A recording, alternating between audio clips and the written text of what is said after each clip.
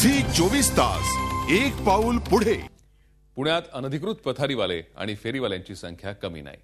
त्यातही पुण्यात सर्वाधिक पथारीवाले आहेत लक्ष्मी रोडवर आणि यामधले बहुतेक पथारीवाले अनधिकृत आहेत। महापालिकेनं 1988 नंतर फेरीवाल्यांना परवाने देणं बंद केलंय। पुण्यात आधीच वाहतूक कोंडीची समस्या मोठी असताना फेरीवाल्यांमुळे रस्त्यांवरून चालणाऱ्यांना आणखीन त्रास होतोय।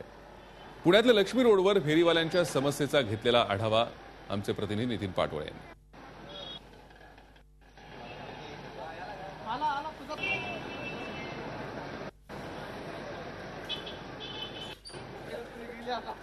पुण्यातल्या लक्ष्मी रस्त्यावर सध्या आपण आहोत। या रस्त्याचं नाव जसं लक्ष्मी आहे तसंच त्याचप्रमाणे या रस्त्यावरची बाजारपेठ पाहिल्यानंतर इथं लक्ष्मीचं वास्तव्य असल्याचं आपल्याला पाहायला मिळतं आणि या लक्ष्मीची कृपा आपल्यावरती व्हावी म्हणून या लक्ष्मी रस्त्यावरती आपल्याला सर्व प्रकारची दुकानं, मोठी पॉश दुकानं, मॉल्स पाहायला मिळतात। तसंच पथारीवाले देखील मोठ्या संख्येने पाहायला मिळतात। एकच उद्देश असतो की या रस्त्यावर ज्या मोठ्या प्रमाणात व्यापार चालतो, ग्राहकांची मोठी ओढ लक्ष्मी रस्त्यावर असते। पुणेकरांचं मोठी खरेदीसाठी मागणी लक्ष्मी रस्त्यावर येतात।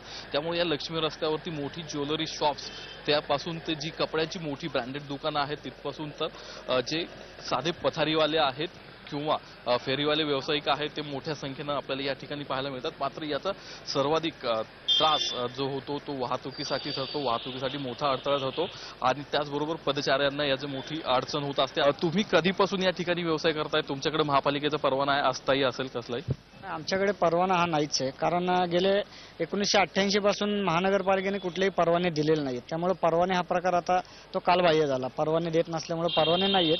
परंतु आज गेले 96-95 पासून मी व्यवसाय करतो। महापालिका प्रशासन कशा प्रकारची इच्छा शक्ती दाखवतोय लक्ष्मी रस्त्यावरची पथारीवाल्यांना हटवण्यासाठी, त्यांचं पुनर्वसन करण्यासाठी आणि येथील वाहतुकीची समस्या, पदचाऱ्यांना होणारा त्रास कमी करण्यासाठी। व्हिडिओ जर्नलिस्ट विकी कांबळेचा नितीन झी 24 तास पुणे।